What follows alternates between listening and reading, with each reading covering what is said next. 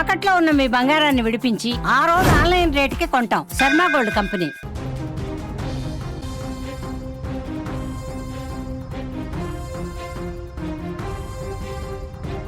భీమవరంలో జంట హత్యల కేసు సంచలనం రేపుతోంది. నిందితుడు షాకింగ్ వీడియో ఇప్పుడు బయటకొచ్చినట్లు కూడా కనిపిస్తోంది. చంపేసి రోడ్డుపైకొచ్చాడు ఆ హంతకుడు. తల్లి తమ్ముడు దెయ్యాలని, అందుకే చంపేసినట్లు కూడా నిందితుడు వెల్లడిస్తూ ఉన్నాడు.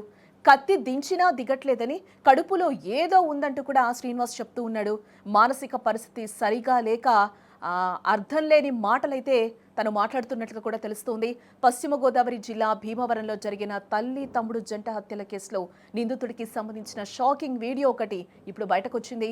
హత్యలు చేసిన తర్వాత రక్తపు మరకలతో నిందితుడు రోడ్డుపైకి వచ్చి మాట్లాడిన మాటలు భయపెడుతూ ఉన్నాయి. హత్యలు చేసిన తర్వాత కత్తి పట్టుకుని రోడ్డుపైకి వచ్చిన శ్రీనివాస్ స్థానికులు పోలీసులు ప్రశ్నించగా అతడు చెప్పిన సమాధానాలు దిగ్భ్రాంతికి గురి చేస్తున్నాయి. దెయ్యాలని చంపేశా, తన తల్లి తమ్ముడు దెయ్యాలని, అందుకే వాళ్ళని చంపేసినట్టు కూడా శ్రీనివాస్ చెప్తూ ఉన్నాడు ఆ వీడియోలో. చంపే క్రమంలో కత్తి కడుపులోకి దించినా కత్తి లోపలికి దిగట్లేదని, వాళ్ళ కడుపులో ఏదో ఉందని అతడు చెప్తూ ఉన్నాడు. అతని మాటల్లో ఏమాత్రం పొంతన లేకుండా పోవడంతో స్థానికులు ఒక్కసారిగా భయభ్రాంతులకు గురయ్యారు.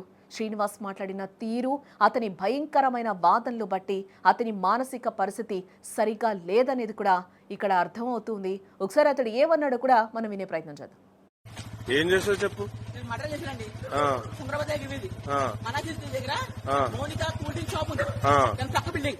మనుషులు ఏం మాట్లాడుకుని ప్రతి విషయం తెలిసిపోతుంది వాటికి. ఎవరికి? మా అమ్మకి మా తమ్ముడికి. నా మనసులో ఏ విషయాలు దొరికితే తెలిసిపోతుంది. కడుపులో చాలా స్ట్రాంగ్ గా ఉంది, ఏదో అది మనుషులు కాదు, కడుపులో ఉంది. ఏం చేస్తారు మీ అమ్మగారు? దెయ్యం సార్, పిచ్చుకుంటుంది. మీ తమ్ముడు? ఆడు దెయ్యం సార్, అదే పెళ్లి అంటారు కదా, ఏదో దెయ్యం సార్ అది. తమ్ముడు నిరూపిస్తాను సార్, నేను మనిషిని సార్, నలుగురితో మాట్లాడిన అట్లా. నా పిచ్చి అని చెప్తుంది, పిచ్చి అని 18 రోజులు తిండి కూడా పెట్టట్లేదు నాకు నా పంపలో. ఏం పేరు మీ అమ్మగారి పేరు? గులుపూడి మహాలక్ష్మి. మీ తమ్ముడు పేరు? గులుపూడి రవితేజ. శ్రీనివాస్ ఆ వీడియోలో ఏం చెప్తున్నాడో కూడా మనం క్లియర్గా విన్నాం. కత్తితో దించాను కానీ అది దిగట్లేదు, మా అమ్మ మా తమ్ముడు దెయ్యాలు, అందుకే చంపేశాను అని కూడా నిర్దాక్షిణ్యంగా అక్కడ అడుగుతుంటే చెప్తున్న వీడియో అయితే మనకి కనిపిస్తూ ఉంది. ఈ హత్య నిన్న మార్నింగ్ చేసినట్లుగా కూడా పోలీసులు చెప్తున్నారు. దీనికి సంబంధించిన వీడియో అయితే ఈరోజు బయటకు వచ్చినట్లుగా కూడా తెలుస్తూ ఉంది.